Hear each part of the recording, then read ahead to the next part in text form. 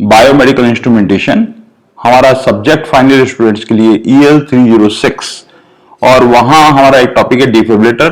Defibrillator एक ऐसा instrument है जिसकी सहायता से हम हार्ट में जो हमारी रिदम ठीक नहीं आ रही है उस पल्स रेट को वापस नॉर्मल लाने के लिए एक इलेक्ट्रिक शॉक प्रोवाइड करते हैं हार्ट में, जिससे वजह से नॉर्मल आया। किसी भी वजह से कार्डियक अरेस्ट आ जाता है और उस वक्त एक इंस्ट्रूमेंट को यूज करते हैं। लेकिन आज हम लोग टॉपिक कवर करने जा रहे हैं अपने ही सब्जेक्ट का डिफिब्रिलेटर में, जो 7 पॉइंट है उसका 7 पॉइंट का 4 है लॉ वेवफॉर्म एंड सिंक्रोनाइजेशन। किस तरह से हमारे हार्ट में से ECG पल्स जनरेट होती है और कब हमें इस डिफिब्रिलेटर की सहायता से वो एनर्जी जो है वो शॉक के रूप में अपन को प्रोवाइड करनी चाहिए। इन दोनों का सिंक्रोनाइजेशन होना बहुत जरूरी है। अगर ये दोनों का सिंक्रोनाइजेशन नहीं होगा तो ये हमारे हार्ट को नुकसान भी पहुंच सकता है। तो आइए देखते हैं अपन defibrillator law waveform and synchronization किस तरह से। ये हमारे सब्जेक्ट्स में है, एग्जामिनेशन पॉइंट ऑफ से तो इंपॉर्टेंट है ही कि किस तरह से लॉ वेवफॉर्म, लेकिन लॉ वेवफॉर्म में सबसे पहले अपन देखना पड़ेगा कि लॉ वेवफॉर्म एंड सिंक्रोनाइजेशन में ECG वेवफॉर्म के classification base of PQRST waves कैसे जनरेट होती है, ये बड़ा इंपॉर्टेंट है। तो यहां अपन डायग्राम में देख रहे हैं कि यहां पर एक P वेव्स है, देन QRST, ये सारी वेवफॉर्म है।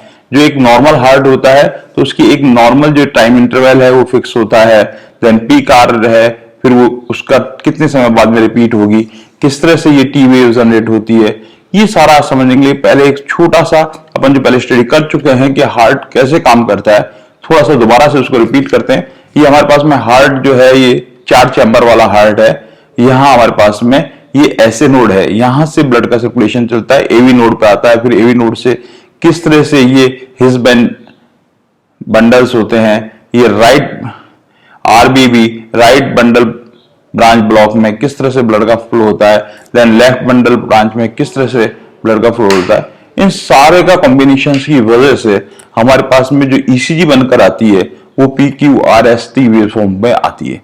तो सबसे पहले देखते हैं कि इन वेवफॉर्म को कैसे जनरेट करते हैं, बाद में बात करेंगे कि अपन डिफिब्रिलेटर के साथ में इसका किस तरह से सिंक्रोनाइजेशन करेंगे, ये दोनों ही इंपॉर्टेंट है। तो आइए सबसे पहले देखते हैं P वेव्स जो है अपने पास में हार्ट में कैसे जनरेट होती है।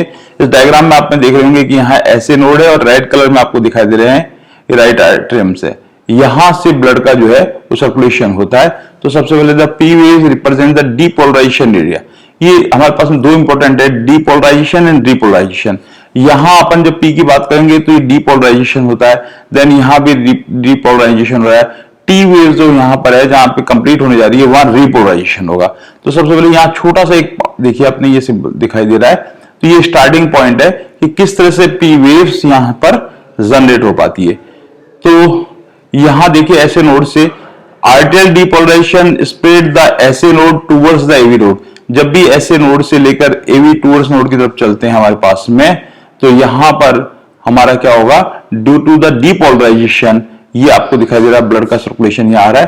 तो इस तरह से एक छोटी सी ये राइजिंग ये अपन पास दिखाई दे रही है, ये वेवफॉर्म जनरेट हो रही है। और यहां से ये जो ऐसे नोड से आ रही तरफ जा रहे हैं तो ये ब्लड का फ्लो दिखाई दे रहा है इस तरह से रेड कलर में। तो यहां पर अपने पास P वेव अब बनने वाली है। नेक्स्ट लाइन में अपन देखते हैं कि PR इंटरवल अपन पास दिखा दे रहा है कि PR इंटरवल जो है ये जो ड्यूरेशन है हमारे पास में किस तरह से, जैसे ऐसे नोड से ब्लड चलने के बाद में AV नोड तक पहुंचा तो ये देखिए छोटी सी वेवफॉर्म अपने पास में P बन चुकी है। This interval reflect the time the electrical impulse take travel from SA node to AV nodes. ये यहां पर जो ऐसे नोड था यहां से लेके AV नोड तक ये जो ब्लड चल के आया है, इसकी वजह से हमारे पास में P वेव बन गई है। नेक्स्ट अपने पास में और ये इंटरवल कहलाता है PR इंटरवल। नेक्स्ट बात करते हैं अपन पास QRS। इस QRS में देखिए complex represent the rapid depolarization right and left ventricles. ये चारों तरफ यहां देखिए राइट वेंट्रिकल्स की तरफ और लेफ्ट वेंट्रिकल्स से ब्लड की इस तरह से दिखाई दे रहा है। तो यहां पर ये जो P वेव पहले स्टेप में अपन ये कंप्लीट किया। सेकंड में ये जो Q पॉइंट से लेके R की तरफ जो राइज हो रही है यहां से, ये किस तरह से जनरेट होती है, जब ये हमारे पास में यहां से राइट वेंट्रिकल्स की तरफ और लेफ्ट वेंट्रिकल्स तक ब्लड का फ्लो होता है, देन ये R की तरफ पीक की तरफ जाता है। अब देखिए नेक्स्ट अपने पास में the ventricles have a large muscle mass compare to arteries. ये चारों तरफ देखिए लार्ज मसल्स है और मच लार्जर देन, ये चारों तरफ फैल चुका है पूरा पूरा, तब ये आर पीक आता है। बस ये बहुत इंपॉर्टेंट पॉइंट है, इस आर पीक जब भी आ रहा है, इस वक्त हमारे पास में डिफिब्रिलेटर इंस्ट्रूमेंट के साथ में इसका सिंक्रोनाइजेशन होना चाहिए, और at the peak time of R उस वक्त सारी एनर्जी इसमें ट्रांसफर होनी चाहिए। ये परफेक्ट टाइम है। बस यही सिंक्रोनाइजेशन अपन आगे स्टडी करने जा रहे हैं कि जब आर हमारे पास में जो है, ये पीक जो है, जब मसल मास लार्ज हो और मच लार्जर एरिया में ब्लड का सर्कुलेशन हो, तो the ventricles have large muscle mass compared to arteries, this QRS complex usually has a much larger amplitude than P waves. अब यहां पर देखें, ये आर वेव जनरेट हो चुकी है, फिर ये आर वेव के बाद में, फिर इसके बाद में एस, और फिर टी अपने यहाँ पे रीपोलराइजेशन होगा जब टी होगा। तो नेक्स्ट अपने देखते हैं इसके बाद में, अब टी वेव में भी अभी भी हमारे पास में देखिए चारों तरफ ब्लड है, वो फैला हुआ इस तरह से दिखाई दे रहा है इसके अंदर इस तरह से। तो S T segment connect to QRS complex to T waves, it's represent the period when the ventricles depolarization. अभी भी हमारे पास में जो टी वेव्स है, यहां तक डीपोलराइजेशन चल रहा है, और जैसे ही ये कंप्लीट होगा तब हमारे पास में रीपोलराइजेशन होगा। उस वक्त हम देखेंगे, उस वक्त किसी भी स्थिति में हमारे पास में जो डिफिब्रिलेटर है वो उससे कोई एनर्जी डिलीवर नहीं होनी चाहिए, अदरवाइज नुकसान होता है। इसके लिए हमारे पास में डिफिब्रिलेटर के कंट्रोल्स पैनल पर देखते हैं, एक स्विच है that non is a synchronization switch. अगर उसको अपन ऑन कर देंगे तो इंस्ट्रूमेंट क्या करेगा, अगर हम चार्ज हमने डिलीवर कर दिया है, तब भी वो जब आर इंटरवल का जो पीक आएगा तभी डिलीवर करेगा, ताकि पेशेंट को किसी प्रकार का कोई नुकसान नहीं हो। ये कहलाता है सारा सिंक्रोनाइजेशन।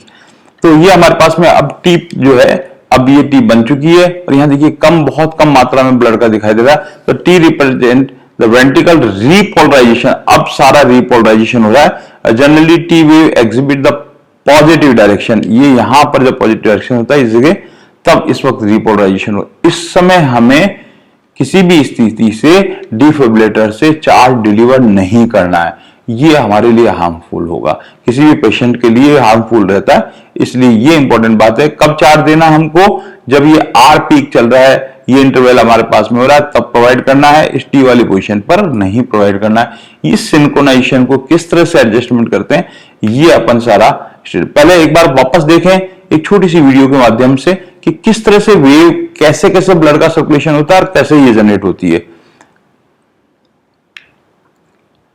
तो सबसे पहले हमारे पास में देखिए, ये यहां से जब पी वेव डेवलप हो रही है नीचे, और ये यहां से मूवमेंट जैसे ही चल रहा है ऐसे नोड से, देन ये चारों तरफ फैल चुका है, तब आर डेवलप होगी, फिर ये वापस रीपोलराइजेशन होगा, फिर टी वेव आ जाएगी, और इस तरह से ये पल्स हमारे पास में जनरेट होगी। ये अगेन सेम इंटरवल रिपीट होती जाएगी, और इनकी अगर इस तरह से रिदम अगर बनी हुई है, इसका मतलब हार्ट हमारा परफेक्ट काम कर रहा है। लेकिन जब हम देखेंगे ईसीजी रिपोर्ट में, अगर इस तरह की वेवफॉर्म में, इन सबका ड्यूरेशन फिक्स है पहले से, अगर इस ड्यूरेशन में लिमिटेड पीरियड में अगर ये वेवफॉर्म जनरेट हो रही है, ये शेप अगर परफेक्ट है, इसका मतलब हार्ट काम कर रहा है। अगर ये शेप इसकी अलग तरह से आ रही है, प्रॉपर वेव नहीं आ रही है PQRST की, तब कहीं ना कहीं हार्ट में कहीं ना कहीं ब्लॉकेज है, हार्ट वीक है, रेगुलर हार्ट है, कार्डियक अरेस्ट हो चुका है, तब ये सारी गड़बड़ हो सकती है। उस वक्त हमें डिफिब्रिलेटर इंस्ट्रूमेंट यूज करेंगे और एनर्जी को डिलीवर करेंगे। तो इस तरह से ये PQRST, ये लॉ वेवफॉर्म्स हो रही है। अब बात करते हैं अपने पास सिंक्रोनाइजेशन की, किस तरह से सिंक्रोनाइजेशन होगा। ये डायग्राम एग्जाम में आपको बनाना है, बहुत इंपॉर्टेंट डायग्राम है। कारण है कि सबसे पहले अपन ने यहां देखिए अपने पास में, सबसे पहले ईसीजी एम्पलीफायर है, ये हमारी सारी लीड जो चेस्ट पर अपन लगाते हैं, और चेस्ट के माध्यम से जो इंफॉर्मेशन आती है, फिर ये ईसीजी यहां जनरेट होगी, और जनरेट होने के बाद में ये आउटपुट जब आएगा, अब यहां पर पैडल की सहायता से डिफिब्रिलेटर जब प्रोवाइड करेंगे, तो यहां क्या होगा कि जब आर जब पीक आ रहा है, उस वक्त हमारे पास सिंक्रोनाइजेशन होना चाहिए। इसलिए हमारे यहां पर दोनों को कंपेयर करेगा, और यहां पर फाइनल जो है स्कोप फॉर चार्ट रिकॉर्डर, यहां आउटपुट प्रिंट आ जाएगा ईसीजी वेवफॉर्म पर without super impose marker pulse. तो ये एक दूसरे पे चेक कर लेंगे कि परफेक्ट है, तो इन दोनों का सिंक्रोनाइजेशन हो जाए, ईसीजी वेवफॉर्म और डिफिब्रिलेटर दोनों इंस्ट्रूमेंट का जब सिंक्रोनाइजेशन होगा, तब हमारे बहुत अच्छे रिजल्ट्स आएंगे, तब हमारे पेशेंट्स की जो इरेगुलर हार्ट बीट्स है वो रेगुलर हो पाएगी। तो ये हमारे पास में इंस्ट्रूमेंट है जिसके बारे में अपन डिटेल स्टडी पहले भी पढ़ चुके हैं। Some defibrillator design to permit a second mode of operation, synchronization mode of this marks instrument used for treating the arithmetics and other ventricle defibrillation of artery fibrillation and artery filter treated with the defibrillator in synchronized mode operation। और यहाँ पर देखिए ये एक switch है यहाँ पर इस जगह, दैट इज सिंक लिखा हुआ है, और सिंक जो है ये सिंक्रोनाइजेशन प्रोवाइड करता है। In this mode of defibrillator does not discharge immediately. जब हम सिंक को ऑन करेंगे तो क्या होगा कि वहां से डिफिब्रिलेटर से एकदम जो है चार्ज डिस्चार्ज नहीं होगा। When paddles button is pressed rather than it wait for patient to next R. अगर आर नहीं आई हुई है तो इंतजार करेंगे जब तक ये आर पीक नहीं आएगा, और देन ऑटोमेटिकली डिस्चार्ज। जैसे ही आर प्रोवाइड हो यहाँ पर पीक पे अपन आ जाएगी, तब ये हमको discharge. This entire that it will not discharge its energy into the patient during the vulnerable period of T. और हमें ध्यान रखने वाली बात है, जब ये टी पीरियड चल रहा है, यहाँ पर जब रिपोलराइजेशन हो रहा है, उस वक्त हमारे किसी भी स्थिति में चार्ज डिलीवर नहीं होना चाहिए। It may more than harm to the good. जो अपन बढ़िया करना चाहते हैं, अगर उस स्थिति में चार्ज डिलीवर हो जाता है तो हमें नुकसान कर सकता है। तो ये सिंक्रोनाइजेशन की बात है अपने पास में। इस डायग्राम को अपन कॉपी में बनाए, एचबी की डार्क पेंसिल से बनाए, स्केल से बनाए, सुंदर बनाएंगे और ये सारी थ्योरी अपन लिखेंगे तो अपन को पूरे मार्क मिलेंगे। तो इस ऑपरेशन देख लें, synchronized mode is necessary to receive the patient ECG waveform in the means of either defibrillator must have ECG amplifier and ECG amplifier separate the instrument must supply the ECG waveform of the defibrillator. Synchronization mode of defibrillation generate a marker pulse then superimposed to the ECG waveform. This marker displayed on the scope of recorder should be exact point of ECG waveform at which the clock shock is delivered to the pedal button is pushed। बस यही important बात है कि जब अपन अपने है pedal button को जो पुश किया, उस वक्त हमारे पास ECG जो आर है वो पीक आना चाहिए और दोनों का सिंक्रोनाइजेशन होता है। Thank you.